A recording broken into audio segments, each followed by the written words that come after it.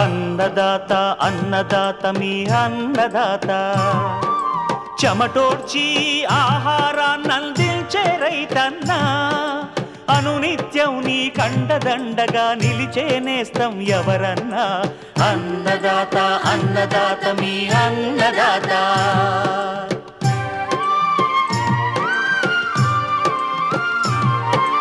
నూతన రీతుల సాగుబడికి నూరింతలు పెరిగే దిగుబడికి సూచనలిచ్చే సస్య రక్షణకు పశు పోషణకి శాస్త్ర విజ్ఞానం అందించి ముందుకు నడిపే తెలుగు రైతు భారతదేశానికి మకుటం అయ్యేలా తీర్చిదిద్దే ఆశయంతో మిమ్ము మేలు కొలిపేది అన్నదాత అన్నదాత అన్నదాత మీ అన్నదాత అన్నదాత అన్నదాత మీ అన్నదాత.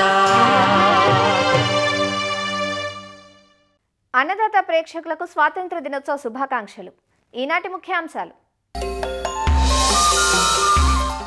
మొక్కజొన్నను నష్టపరుస్తున్న కత్తెర పురుగు సమగ్ర నివారణ పద్ధతులు, పాలీహౌస్ చామంతి సాగు అకాలపు పూత కోసం యాజమాన్య విధానాలు, అధిక వర్షాలకు దెబ్బతిన్న పంటల్లో జాగ్రత్తలు.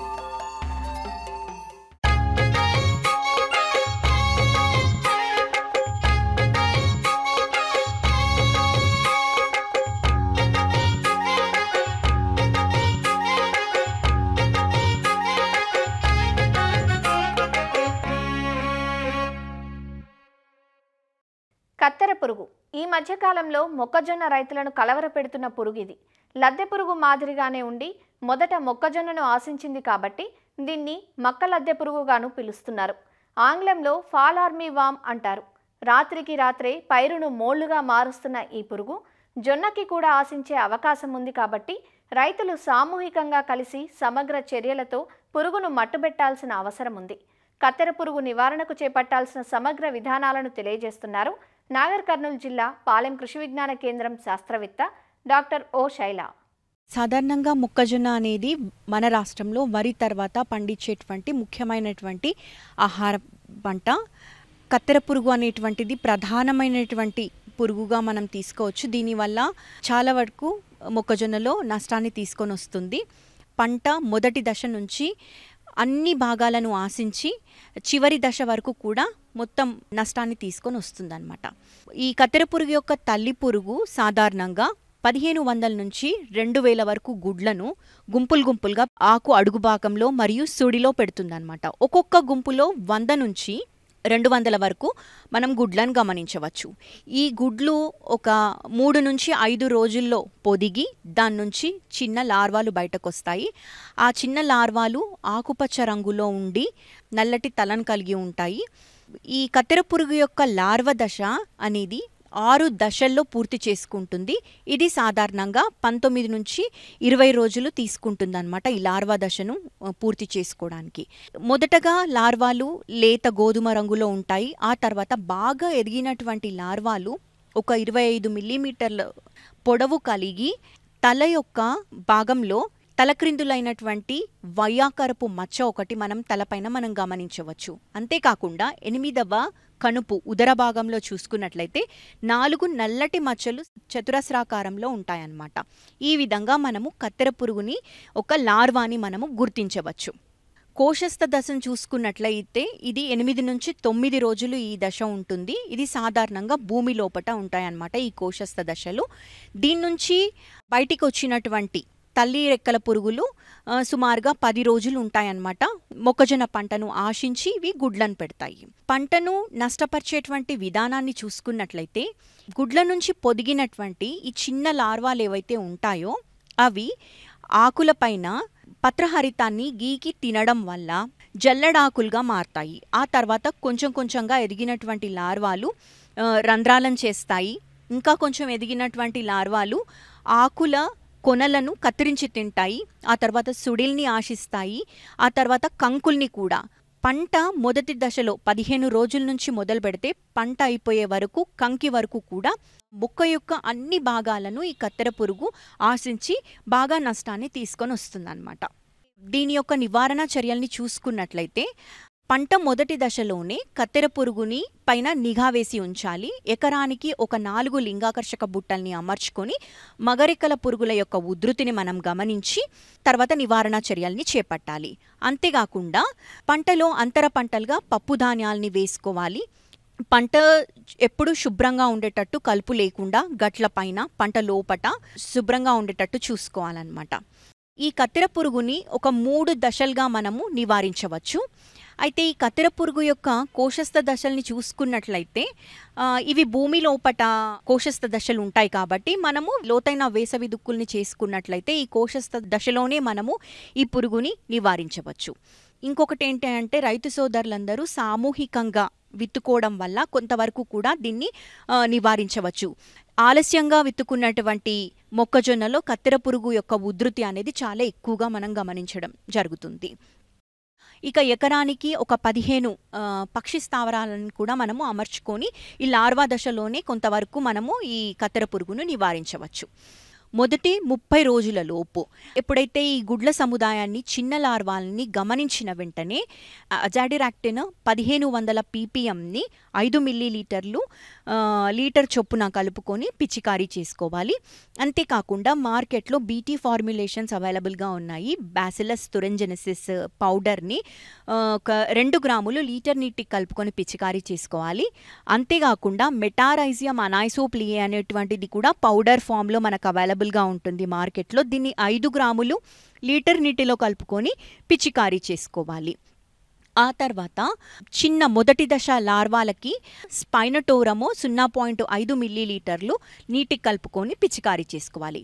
ఇక పంట 20 నుంచి 25 రోజుల దశలో ఉన్నప్పుడు దాని యొక్క ఉధృతి ఏమైనా పెరిగినట్లు మనం గమనించినట్లయితే క్లోరాంట్రనిలిప్రోల్ 0.3 మిల్లీలీటర్లు లేదు అనంటే ఎమామిక్టిన్ బెంజోయేట్ 0.4 గ్రాములు లీటర్ నీటికి కలుపుకొని సుడుల్లో పిచికారీ చేసుకోవాలి. ఆ తర్వాత పంట 31 నుంచి 65 రోజుల దశలో చూసుకున్నట్లయితే కొంచెము గుడ్ల సముదాయమే కానీ మొదటి దశ లార్వాలని నివారించడానికి మనము స్పైనటోరము లేదు అనంటే క్లోరాంట్రనిలిప్రోల్, ఎమామిక్టిన్ బెంజోయేట్ లాంటి మందులతో పిచికారీ చేసుకోవాలి. అంతేకాకుండా కొంచెం ఎదిగినటువంటి లార్వాలకి థయోమిథాక్సాము మరియు లాంబ్డాసైహాలోత్రిన్ అనేటువంటి మందును 0.3 మిల్లీలీటర్లు లీటర్ నీటికి కలుపుకొని పిచికారీ చేసుకోవాలి. ఇక అదేవిధంగా ఎదిగిన లార్వాలకి విషపు ఎరలు అనేవి చాలా బాగా పనిచేస్తాయి. తవుడు 2 కిలోల బెల్లాన్ని ఒక 2 నుంచి 3 లీటర్ల నీటిలో కలుపుకొని ఒక 24 గంటలు పులియనిచ్చి ఆ తర్వాత 100 గ్రాముల థయోడికార్బ్ అనేటువంటి మందును కలుపుకొని ఇవి సుడుల్లో పడేటట్టు ఒక ఎకరా చొప్పున వేసుకున్నట్లయితే ఈ కత్తెర పురుగును సమర్థవంతంగా నివారించి రైతు సోదరులు మంచి దిగుబడిని సాధించవచ్చు.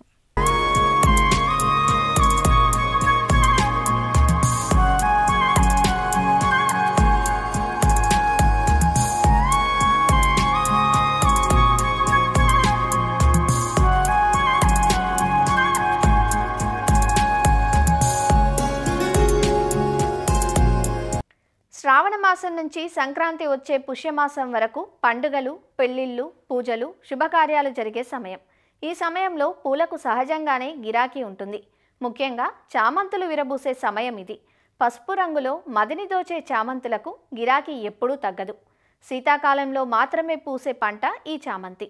పగటి కాలం ఎక్కువ ఉండే సమయంలో శాఖీయంగా పెరిగి రాత్రి వేళలు ఎక్కువ ఉండే శీతాకాలంలో పుష్పిస్తుంది. అక్టోబర్ నుంచి డిసెంబర్ మాసాల వరకు చామంతి విరబూస్తుంది. అటు తర్వాత జనవరి నుంచి తగ్గిపోతుంది. పూత పూసే సీజన్లో ధర అంతగా దక్కదు. అదే అకాలంలో పూల దిగుబడిని తీసుకున్నట్లయితే మంచి ధరను దక్కించుకునే అవకాశం ఉంటుంది. అందుకు పాలీహౌస్లు అనువుగా ఉంటాయి. మరి పాలీహౌస్ చామంతిని సాగు చేసేవారు అకాలపు పూతను పొందటానికి ఎలాంటి ప్రత్యేక చర్యలు చేపట్టాలో, ఏ రకాలను ఎన్నుకోవాలో వైఎస్ఆర్ ఉద్యాన విశ్వవిద్యాలయం శాస్త్రవేత్త డాక్టర్ మువ్వా రవీంద్రబాబు నుంచి ఈరోజు తెలుసుకుందాం. చామంతి పంటలో ఉన్న ప్రత్యేకత ఏంటంటే ఈ చామంతి సంవత్సరం పొడవునా పూత రావడం జరగదు. ఇది షార్ట్ డే ప్లాంట్ అంటాము. అంటే పగటి కాలం తక్కువగా ఉండి రాత్రి కాలం ఎక్కువగా ఉన్న రోజుల్లో మాత్రమే చామంతి పూతకు రావడం జరుగుతుంది. దీనికి తోడు ఈ పూతని ఉష్ణోగ్రతలు కూడా ప్రభావితం చేస్తాయి. సాధారణంగా చలి ఎక్కువగా ఉన్న సమయంలో అక్టోబర్ నుంచి జనవరి, ఫిబ్రవరి వరకు కూడా ఈ చామంతి పూలు ఎక్కువగా పూతకు రావడం జరుగుతుంది. కాబట్టి ఆ సమయంలోనే మనకి పూల లభ్యత అనేది ఎక్కువగా ఉంటుంది. అయితే ఆఫ్ సీజన్లో ఎప్పుడైతే మనం ఈ చామంతిని పంటను పండించుకోగలుగుతామో అప్పుడు మనకి మంచి గిట్టుబాటు ధర లభించే అవకాశం ఉంది. కాబట్టి ఈ ఆఫ్ సీజన్ పంటను తీసుకోవాలంటే ఈ చామంతిలో ఎటువంటి యాజమాన్య పద్ధతులు చేపట్టాలనేది మనం తెలుసుకోవాల్సిన అవసరం ఉంది. సాధారణంగా మనకు సాగు చేసేటువంటి తెల్ల రకాలు కానివ్వండి, తెల్ల పువ్వు రకాలు కానివ్వండి, పసుపు రంగు పూల రకాలు కానీ ఇవన్నీ కూడా ఫోటో పీరియడ్ సెన్సిటివ్గా ఉంటాయి. అంటే పగటి కాలం తక్కువగా ఉన్నప్పుడే పూతకు రావడం జరుగుతుంది. వీటిల్లో చూసుకుంటే మనకి పూర్ణిమ ఎల్లో, పూర్ణిమ వైట్, ఐశ్వర్య ఇటువంటి రకాలు ఎక్కువ సాగులో ఉన్నాయి లూజ్ ఫ్లవర్స్ కింద అమ్ముకోవడానికి. అయితే ఈ మధ్య కాలంలో కొన్ని హాలెండ్ రకాలు మనకి అందుబాటులోకి రావడం జరిగినాయి.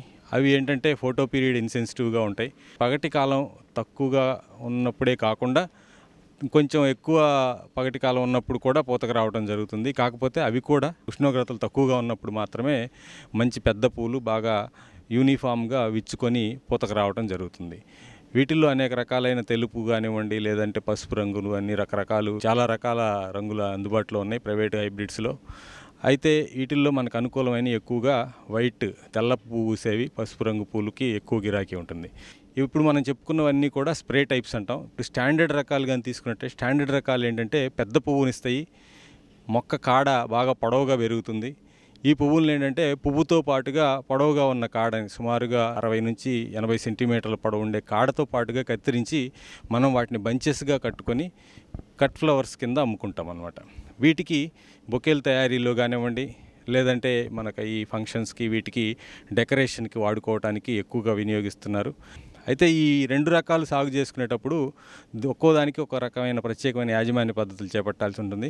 ముందుగా మనం లూజ్ ఫ్లవర్స్కి పెంచుకునే వాటిని కానీ చూసుకున్నట్లయితే సాధారణంగా ఓపెన్ కండిషన్స్లో అయితే మామూలుగా నాటుకుంటాము. మనం ఇప్పుడు పాలీహౌస్ కల్టివేషన్లో సాగు చేసుకున్నప్పుడు పాలీహౌస్లో సాగు చేసుకోవటం వల్ల మనం ఉష్ణోగ్రతలను కూడా కొంత నియంత్రించుకోగలుగుతాం. కాబట్టి మనం అకాల పంటను తీసుకోవడానికి అనుకూలత ఎక్కువగా ఉంటుంది. స్ప్రే రకాలని నాటుకునేటప్పుడు సాధారణంగా మొక్కి మధ్య 30 సెంటీమీటర్లు ఉండే విధంగా బెడ్ విడ్త్ వెడల్పు 80 సెంటీమీటర్లు, అదే డ్రిప్ లైన్లు ఒక్కొక్క బెడ్ మీద 2 డ్రిప్ లైన్లు ఏర్పాటు చేసుకోవాలి. బెడ్కి మధ్య 30 సెంటీమీటర్ల గ్యాప్ వదులుకొని ఈ రకంగా చేసుకున్న బెడ్స్ మీద మనం ఈ చామంతి మొక్కల్ని నాటుకోవాలి. అదే స్టాండర్డ్ రకాలు కానీ తీసుకున్నట్లయితే పక్కన వచ్చే కొమ్మలు తక్కువగా వస్తాయి. ఒకవేళ వచ్చినా కూడా మనం పించింగ్ చేసి మొక్క పొడవుగా పెరిగేటట్లు చేయాలి. ఎందుకంటే దాని యొక్క కాడ దృఢంగా ఉన్నప్పుడు, పువ్వు పెద్దగా ఉన్నప్పుడే మంచి రేటు రావడం జరుగుతుంది. కాబట్టి వీటిని మనం సాధారణంగా 12 సెంటీమీటర్ల దూరంలో నాటుకుంటాం. అలా నాటుకున్నప్పుడు ఒక స్క్వేర్ మీటర్కి వచ్చేసి చదరపు మీటర్కి వచ్చేసి 63 నుంచి 64 మొక్కలు రావడం జరుగుతుంది. నాటుకున్న తర్వాత డ్రిప్ ద్వారా నీటిని అందించుకోవటం, దానికి కావాల్సినటువంటి పోషకాలను కూడా మనం డ్రిప్ ద్వారా ఇచ్చుకుంటూ ఉండాలి. అయితే ప్రత్యేకించి పాలీహౌస్లో సాగు చేసే చామంతి సాగులో ఈ వెలుతురుని నియంత్రించుకోవటం అనేది చాలా ముఖ్యమైనది. వెలుతురు నియంత్రించడం అంటే మొక్కకి చీకటిని మనం కల్పించాలి ఆర్టిఫిషియల్గా. సాధారణంగా ఈ మొక్కలను నాటుకున్న తర్వాత ఆగస్టు సెప్టెంబర్ వరకు కూడా పగటి కాలం ఎక్కువగా ఉంటుంది. దాని కొరకు ఏం చేస్తామంటే ఈ సాయంత్రం పూట 4 గంటల నుంచి 7 గంటల వరకు కూడా లోపల మొక్కకి 2-3 అడుగుల ఎత్తులో ఈ నల్లటి బ్లాక్ పాలిథిన్ షీట్ కానివ్వండి, లేకపోతే నల్లటి గుడ్డతో కప్పేసి ఉంచడం వలన చీకటిని మనం క్రియేట్ చేయగలుగుతాం. అంటే మొక్క చీకట్లో ఉండేటట్లు చేస్తాం.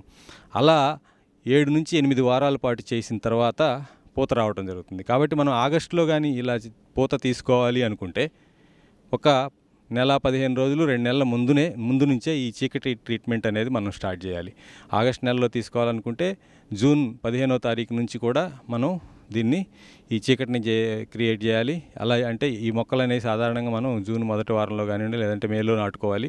నాటుకున్న తర్వాత జూన్ 2-3 వారాల నుంచి మొదలు పెట్టేసి ఈ చీకటి బ్లాకెనింగ్ ట్రీట్మెంట్ అనేది ఇస్తాం. అలా ఇచ్చినప్పుడు మొక్కల్లో ఫ్లవరింగ్ సిగ్నల్ స్టార్ట్ అవుతుంది, పూత రావడం జరుగుతుంది.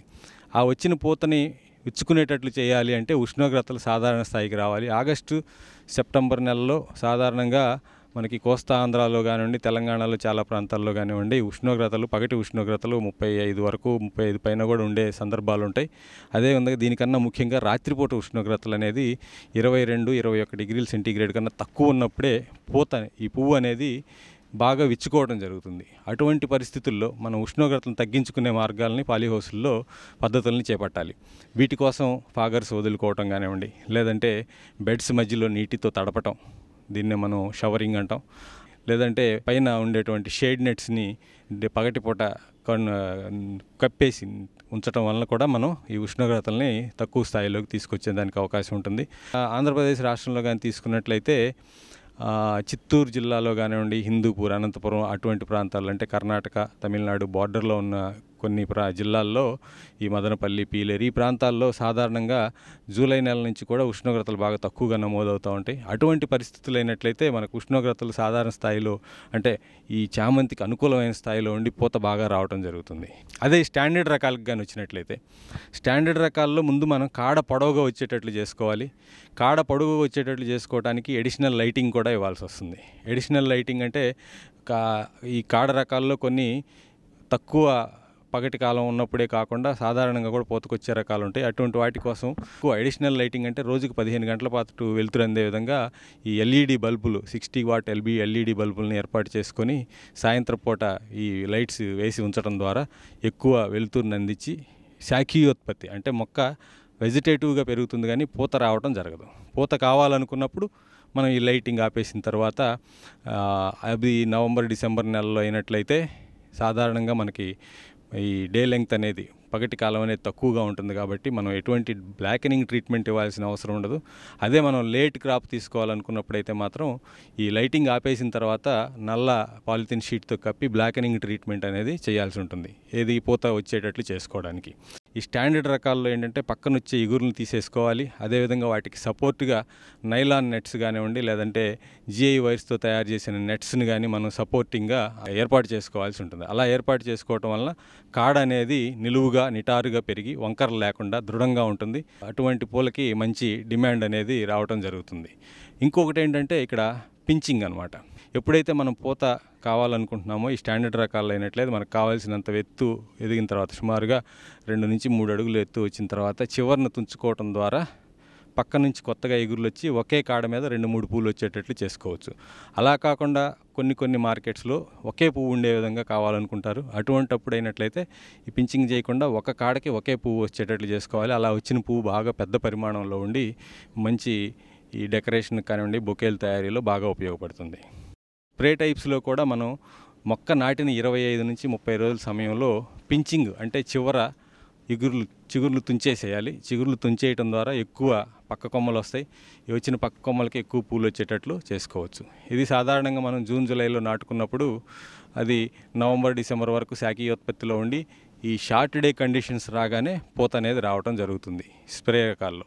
సాధారణంగా ఈ చామంతి అనేది ఓపెన్ కండిషన్స్లో పెంచినప్పుడు మనకి జనవరి, ఫిబ్రవరి, మార్చి నెలలతో పూత అనేది తగ్గిపోతుంది. మార్చి, ఏప్రిల్, మే ఈ నెలల్లో కూడా మనం పూత తీసుకోవాలనుకున్నప్పుడు మనం నవంబర్, డిసెంబర్ నెల నుంచే వీటికి ఎడిషనల్ లైటింగ్ అనేది కల్పించాలి. రోజుకు 15 గంటల పాటు ఈ ఎల్ఈడి బల్బులు ఏర్పాటు చేసి లైటింగ్ కానీ అందించినట్లయితే మొక్క బాగా శాఖీయంగా వస్తుంది కానీ అభివృద్ధి చెందుతుంది కానీ పూత అనేది రావటం జరగదు.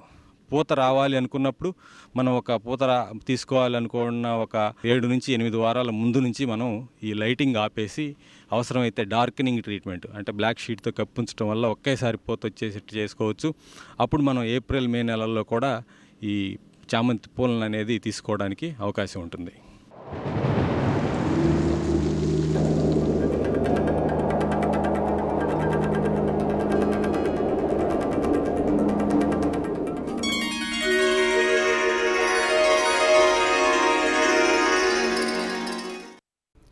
గత 4 రోజులుగా కురుస్తున్న వర్షాలకు తెలుగు రాష్ట్రాల్లోని చాలా ప్రాంతాలు తడిచి ముద్దయ్యాయి.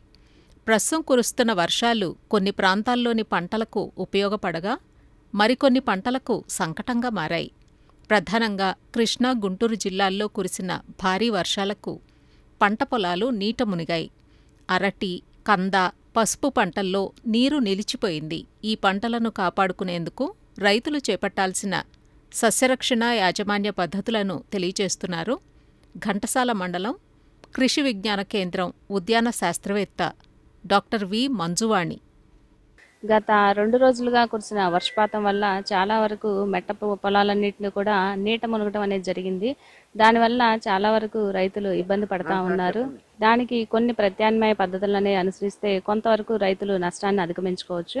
ముందుగా పసుపును చూసుకున్నట్లయితే పసుపు అనేది తల్లిదుంప దశ నుంచి ఊట పిలక వచ్చే దశ వరకు ఉంది. చాలా వరకు పసుపులో కూడా నీళ్ళు అనేవి నిలిచి ఉన్నాయి కాబట్టి ముందుగా పొలంలో అధికంగా నిలిచి ఉన్న నీటిని తీసివేయవలసి ఉంటుంది. అలాగే పంట అనేది తిప్పుకోవడానికి పొటాషియం నైట్రేట్ ద్రావణాన్ని 5 గ్రాముల లీటర్ నీటికి కలిపి 2 నుండి 3 సార్లు వారం రోజుల వ్యవధిలో పిచికారీ చేసుకోవాల్సి ఉంటుంది. అలాగే సూక్ష్మధాతు లోపాలు అనేవి రాకుండా ఉండటానికి సూక్ష్మధాతు మిశ్రమాన్ని 5 గ్రాముల లీటర్ నీటికి కలిపి పిచికారీ చేసుకోవాల్సి ఉంటుంది. అలాగే పసుపులో దుంపకుళ్ళు వచ్చే ఆస్కారం అనేది ఎక్కువగా ఉంటుంది కాబట్టి పొలంలోంచి నీటిని బయటికి తీసివేసిన తర్వాత కాపర్ ఆక్సీక్లోరైడ్ను 3 గ్రాముల లీటర్ నీటికి కలిపి మొక్కల యొక్క మొదళ్ళు నేలంతా కూడా పూర్తిగా తడిచేలాగా వేసుకోవాల్సి ఉంటుంది. అలాగే పోషక లోపాలు వచ్చే అవకాశం ఉంటుంది కాబట్టి పైపాటుగా మనము ఎకరానికి 50 కిలోల యూరియా, 80 కిలోల మ్యూరేట్ ఆఫ్ పొటాష్ మరియు 200 నుంచి 250 కిలోల వేపపిండిని మొక్కల యొక్క మొదళ్లలో వేసుకోవాలను. కంద కూడా 2 పిలకల దశలో ఉంది. కందలో కూడా నీళ్ళు అనేది ఎక్కువగా మొక్కల యొక్క మొదళ్లలో నిలిచి ఉండటం వల్ల కాండం మొదలకుళ్ళు తెగులు అనేది ఎక్కువగా వచ్చే అవకాశం ఉంటుంది కాబట్టి ముందుగా మన పొలంలో అధికంగా నిలిచి ఉన్న నీటిని మొత్తాన్ని బయటకు తీసివేసిన తర్వాత నేల ఆరిన తర్వాత అంతర్సేద్యం అనేది చేసుకోవాలి. అలానే మొక్కల యొక్క మొదళ్లలో కాపర్ ఆక్సీక్లోరైడ్ను 3 గ్రాముల లీటర్ నీటికి కలిపి మొక్కల యొక్క మొదళ్లలో వేసుకోవాల్సి ఉంటుంది. గాలిలో తేమ శాతం అనేది ఎక్కువగా ఉన్నప్పుడు మనకి ఆకుమచ్చ తెగుళ్ళు అనేవి ఎక్కువగా వచ్చే అవకాశం ఉంటుంది కాబట్టి ప్రొపికోనజోల్ 1 మిల్లీలీటరు లీటర్ నీటికి కలిపి పిచికారీ చేసుకోవాలను. లేదా రెడోమిల్ 2 గ్రాముల లీటర్ నీటికి కలిపి పిచికారీ చేసుకున్నట్లయితే తగ్గించుకోవచ్చును. బొప్పాయి అనేది కూడా వివిధ దశల్లో ఉంటుంది. అంటే చిన్న మొక్క దశ నుంచి కాపు దశ వరకు కూడా బొప్పాయి ఉంటుంది. బొప్పాయిలో కూడా నీరు అనేది అధికంగా నిలిచి ఉన్నట్లయితే కాండం కుళ్ళు వచ్చే అవకాశం ఉంటుంది కాబట్టి కాపర్ ఆక్సీక్లోరైడ్ 3 గ్రాముల లీటర్ నీటికి కలిపి మొక్కల యొక్క మొదళ్లలో వేసుకోవాలి. కాయ దశలో ఉన్నట్లయితే పండు ఈగ ఉధృతి అనేది ఎక్కువయ్యే అవకాశం ఉంటుంది కాబట్టి మిథైల్ యూజినాల్ ఎర్రలను ఒక 10 వరకు ఎకరానికి అమర్చుకున్నట్లయితే తగ్గించుకోవచ్చును. అరటి కూడా వివిధ దశల్లో ఉన్నట్లుంటుంది. అంటే కొత్త మొక్కలు వేసుకున్న దశ నుంచి కాపు దశ వరకు కూడా వివిధ దశల్లో మనకి అరటి అనేది ఉంది. ఒకవేళ 2 నెలలు 3 నెలల లోపు కనుక మొక్కలు ఉన్నట్లయితే 4 నుండి 5 రోజుల పాటు నీళ్లలో మునిగి ఉన్నట్లయితే వేరు వ్యవస్థ అనేది పూర్తిగా కుళ్ళిపోతుంది. మొక్క అనేది పోషకాలను తీసుకోలేదు, మొక్క చనిపోయే అవకాశం ఉంటుంది కాబట్టి నీటిని మొత్తాన్ని బయటకు తీసివేసి మరలా కొత్తగా పిలకలను విత్తన శుద్ధి చేసి నాటుకోవాల్సి ఉంటుంది. 5 నుండి 6 నెలల వయసు లేదా అంతకన్నా ఎక్కువ వయసు గల మొక్కలు ఉన్నట్లయితే గాల్లో తేమ అనేది ఎక్కువగా ఉన్నట్ల వల్ల సెగటోకా తెగులు అనేది ఎక్కువగా వచ్చే అవకాశం ఉంటుంది కాబట్టి ప్రొపికోనజోల్ని 1 మిల్లీలీటర్ లీటర్ నీటికి కలిపి ఆకులపై పిచికారీ చేసుకోవాలను. అలాగే పోషక లోపాలు కూడా ఎక్కువగా వచ్చే అవకాశం ఉంటుంది కాబట్టి ఒక్కొక్క మొక్కకు 100 గ్రాముల యూరియా, అలాగే 80 గ్రాముల మ్యూరేట్ ఆఫ్ పొటాష్ను 250 గ్రాముల వేపపిండిని 15, 20, 25 రోజుల వ్యవధిలో ఒక 2 నుంచి 3 దఫాలుగా వేసుకున్నట్లయితే కొంతవరకు పోషక లోపాలను కూడా తగ్గించుకోవచ్చు. అలాగే ఖచ్చితంగా సూక్ష్మధాతు లోపాలు రాకుండా ఉండటం కోసం సూక్ష్మధాతు మిశ్రమాన్ని 5 గ్రాముల లీటర్ నీటికి 20 రోజుల వ్యవధిలో 2 నుండి 3 సార్లు పిచికారీ చేసుకోవాల్సి ఉంటుంది.